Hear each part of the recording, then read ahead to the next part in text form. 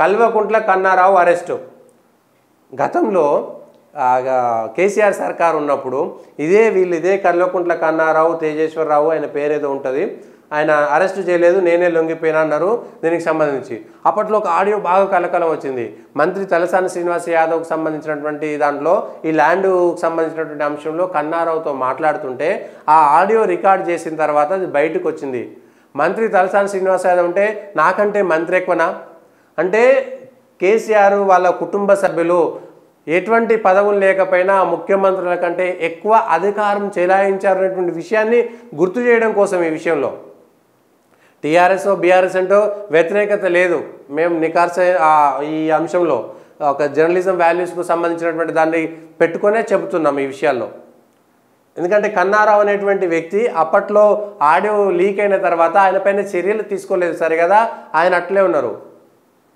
So కేవలం కేసీఆర్ కుటుంబ సభ్యుడు కాబట్టే వాళ్ళు ఏది చెప్పినా నడిచింది, వాళ్ళకి ఏ పదవులు ఉన్నా లేకపోయినా అధికారంలో ఉండేటువంటి వాళ్ళంతా వాళ్ళకు భయపడ్డారు అనేటువంటి అంశాన్ని క్లియర్గా చెప్పదలుచుకున్నాము ఈ విషయంలో. సో ఇప్పటికే కల్వకుంట్ల కవిత వెళ్ళింది, వాళ్ళ కుటుంబ సభ్యుల్లో ఆమె జైలుకి వెళ్ళింది, ఇప్పుడు కన్నారావు జైలుకి వెళ్ళారు. నెక్స్ట్ ఈ ఫోన్ ట్యాపింగ్ కేసులో ఎవరు వెళ్తారనేటువంటిది కూడా ఒకటి ఉంది. Phone tapping case, Kaleshwaram case, అట్లనే మిషన్ భగీరథ, డ్రగ్స్, ఇట్లాంటి అన్ని కేసుల్లో కూడా ఇప్పటికే జోగినిపల్లి సంతోష్ మీద కూడా ఒక భూ కబ్జా కేసు నమోదైంది.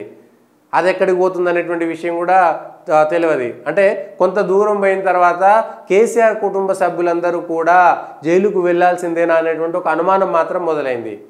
ఫోన్ ట్యాపింగ్ కేసు అయితే చాలా తీవ్రతరమైనటువంటిది.